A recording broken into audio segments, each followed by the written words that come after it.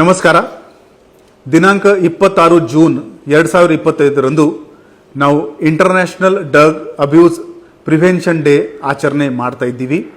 ಆ ದಿಕ್ಕಿನಲ್ಲಿ ನಾವು ಬೆಳಗಾವಿ ನಗರದ ಎಲ್ಲ ಕಾಲೇಜ್ ಪ್ರಾಂಶುಪಾಲರಿಗೆ ಒಂದು ಕೋರಿಕೆ ಪತ್ರವನ್ನು ಕಳಿಸಿದ್ದೀವಿ. ಅದರಲ್ಲಿ 3 ಕೋರಿಕೆಯನ್ನು ನಾವು ಮಂಡಿಸಿದ್ದೀವಿ.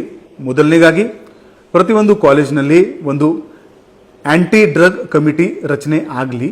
ಈ ಕಮಿಟಿನಲ್ಲಿ ಶಿಕ್ಷಕರು, ಸ್ಟಾಫ್, ಸ್ಟೂಡೆಂಟ್ಸ್ ಮತ್ತು ಸಾಧ್ಯ ಇದ್ದರೆ ಪ್ಯಾರೆಂಟ್ಸ್ಗಳನ್ನು ಕೂಡ ಸೇರಲು ಕೋರಿದೆ.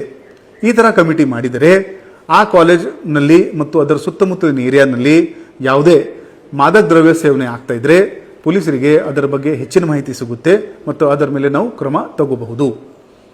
ದಿನಾಂಕ 26ರಂದು ಕಾಲೇಜಿನಲ್ಲಿ seminar, workshop, awareness campaign, debate ಈ ಮುಖಾಂತರ ಮಾದಕ ದ್ರವ್ಯದ ಆರೋಗ್ಯದ ಮೇಲೆ ಏನೇನು ಹಾನಿಕಾರಕ ಪರಿಣಾಮ ಆಗುತ್ತೆ ಅದರ ಬಗ್ಗೆ ಜಾಗೃತಿ ಮಾಡಲು ನಾವು 2ನೇ ಕೋರಿಕೆ ಅವರಿಗೆ ಕೇಳಿದ್ದೀವಿ. 3ನೇಗಾಗಿ 26 ಜೂನ್ರಂದು ಎಲ್ಲ ಸ್ಟೂಡೆಂಟ್ಸ್ಗಳನ್ನು ಸೇರಿ ಒಂದು ಪ್ರತಿಜ್ಞೆ ನಾವು ಮಾದಕ ದ್ರವ್ಯವನ್ನು ಮುಟ್ಟಲ್ಲ, ಅವರ ಸೇವನೆ ಮಾಡಲ್ಲ ಅಂತ ಪ್ರತಿಜ್ಞೆ ಮಾಡಲು ನಾವು ಕೋರಿಕೆ ಮಾಡಿದ್ದೀವಿ.